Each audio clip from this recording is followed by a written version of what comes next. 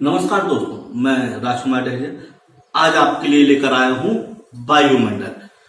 पृथ्वी के विभिन्न प्रकार के मंडलों में से एक मंडल वायुमंडल, जिसका अध्ययन हम आज करेंगे। चूंकि मंडल तीन प्रकार के होते हैं, स्थलमंडल, जलमंडल और वायुमंडल।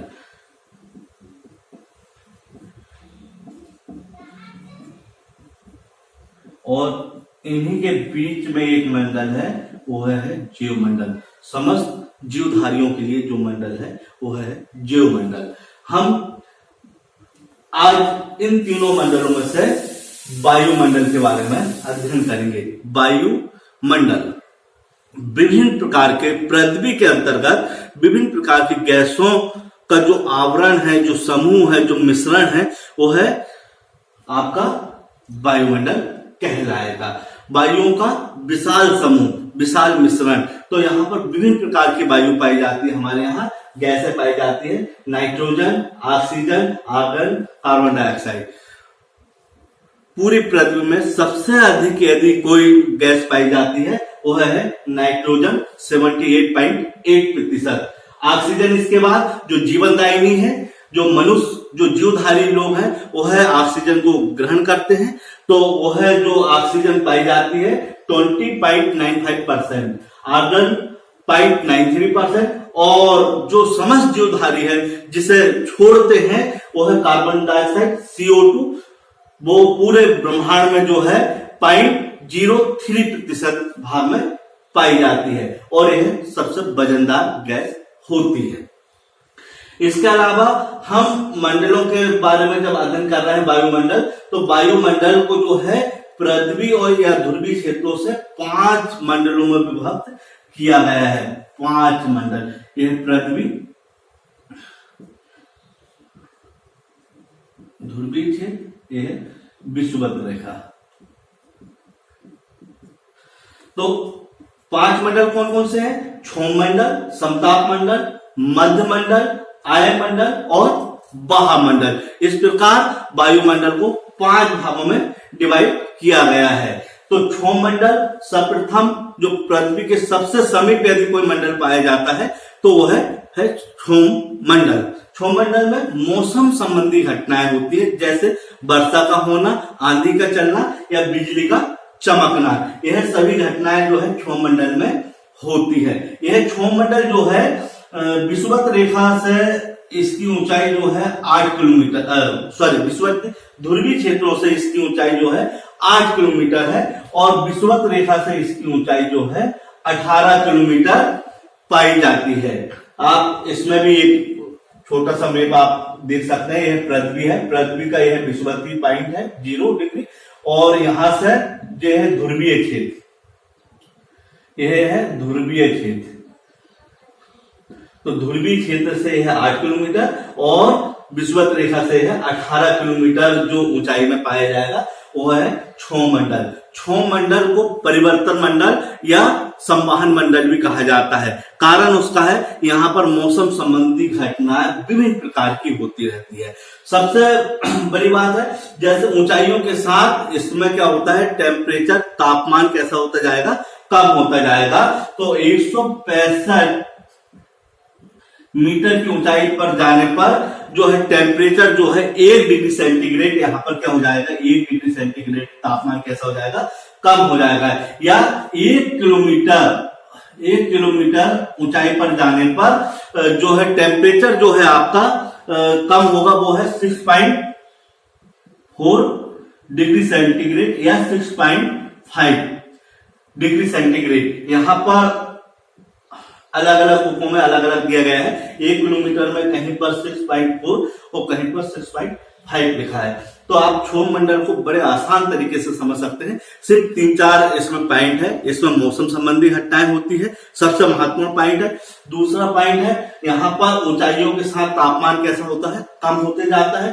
तीसरा, यह जो है ध्रुवीय क्षेत्रों में और विषुवत क्षेत्रों में इसकी ऊंचाई जो है अलग अलग है। साथ में आप एक क्षौम मंडल में एक और विशेषता है आपकी यहाँ पर, यह ग्रीष्म ऋतु में क्षौम मंडल की ऊंचाई बढ़ जाती है और जाड़े के समय में इसकी ऊंचाई कैसे हो जाती है, कम हो जाती है। कारण क्या है कि यहाँ पर जो है पवने जो है ग्रीष्म ऋतु में गर्म होती है, हल्की हो जाती है, तो क्षोभमंडल की ऊंचाई कैसी होगी, बढ़ जाएगी। और जाड़े के समय में जब ठंडी हो जाती है पवने, तो वह नीचे की ओर आ जाती है, तो इसकी ऊंचाई कैसे हो जाती है, कम हो जाती है। इस प्रकार है क्षोभमंडल है। क्षोभमंडल के बाद दूसरा मंडल आता है समताप मंडल। जैसे नाम से स्पष्ट है, समताप, जहां पर तापमान समान होता हो। इसकी ऊंचाई जो है 18 किलोमीटर से 50 किलोमीटर के बीच में पाई जाती है। सबसे महत्वपूर्ण है, इसमें मौसम संबंधी घटनाएं नहीं घटती है। तो मौसम संबंधी घटनाएं नहीं घटती, तो सबसे महत्वपूर्ण इसमें क्या होता है, वायुयान के लिए सबसे अनुकूल दशाएं इसमें पाई जाती है। साथ ही समताप मंडल में जो है आपका 15 किलोमीटर से लेकर 35 किलोमीटर तक ओजोन की विशाल मोटी परत यहाँ पर पाई जाती है। आपने सुना होगा पराबैंगनी किरणों का नाम, जो पृथ्वी पर न पहुंच पाए। यहाँ पर यह ओजोन परत जो है पृथ्वी पर पराबैंगनी किरणों को नहीं पहुंचने देती। पराबैंगनी किरणें जैसे पृथ्वी में पहुंचेगी तो विभिन्न प्रकार की बीमारियां इसमें होती हैं, जैसे कैंसर वगैरह रोग जो है इसी पराबैंगनी किरणों के कारण होता है। यह आपका समताप मंडल है। इसमें ज्यादा चीजें याद रखने की जरूरत नहीं। ओजोन परत इसमें पाई जाती है, पराबैंगनी किरणें यहाँ पर होती है। पराबैंगनी किरणों को आने से यह पृथ्वी तक आने से रोकती है। तीसरी चीज है, इसमें मौसम संबंधी घटनाएं घटित नहीं होती है, इसलिए वायुयान उड़ाने के लिए बड़ा अनुकूल इसमें मंडल है यह मंडल।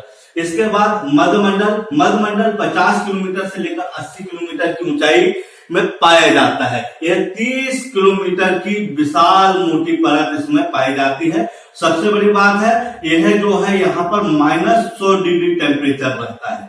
क्या रहता है यहाँ पर, -100 डिग्री टेम्परेचर मध्यमंडल में पाया जाता है। साथ ही उल्का संबंधी घटनाएं, उल्का पिंड, जैसे आपने तारे का टूटना जो सुना होगा या देखा होगा, तारे का टूटना वो गैसीय है। तारा टूटता नहीं, गैसीय का अर्थ जलता है। तो तारे के टूटने वाली जो घटना है यहीं पर मध्यमंडल में यह होती है।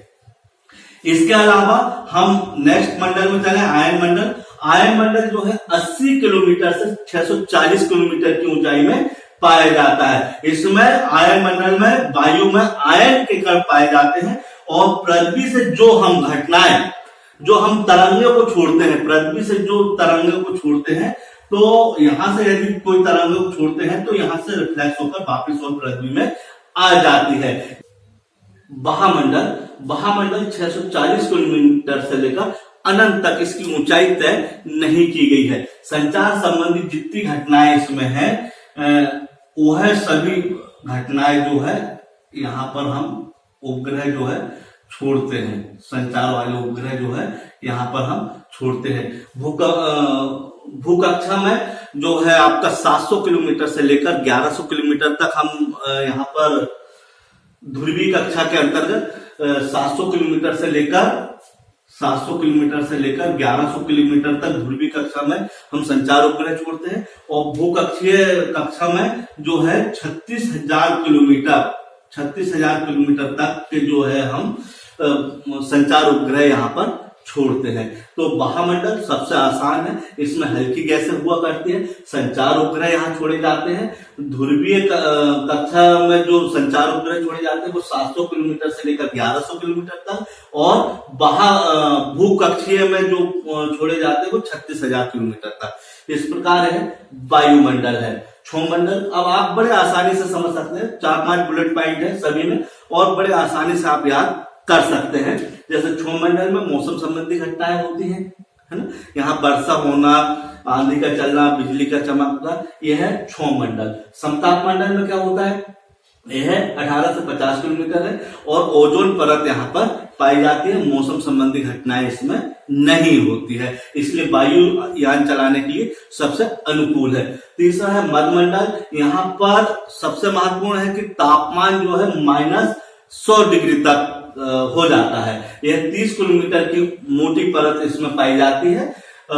इसके बाद आयन मंडल है। आयन कण रहते हैं वायु में। यदि हम पृथ्वी से कोई रेडियो तरंगे छोड़ते हैं तो वो यहाँ से आयन कण से टकराकर वापिस पृथ्वी पर आ जाती है। और इसके बाद है बहामंडल। बहामंडल 640 किलोमीटर से अनंत तक फैला हुआ है। इसमें हल्की गैसें होती है जैसे हाइड्रोजन, हीलियम, ऐसी गैसें। यह संचार उपग्रह छोड़ने के लिए सबसे अनुकूल है। और हम यहाँ पर भूकक्षीय और ध्रुवीय कक्षीय दो उपग्रह छोड़ते हैं। जैसे ध्रुवीय कक्षीय में 700 किलोमीटर से लेकर 1100 किलोमीटर तक की ऊंचाई में छोड़ा जाता है और भूकक्षीय में 36,000 किलोमीटर की ऊंचाई में छोड़ा जाता है।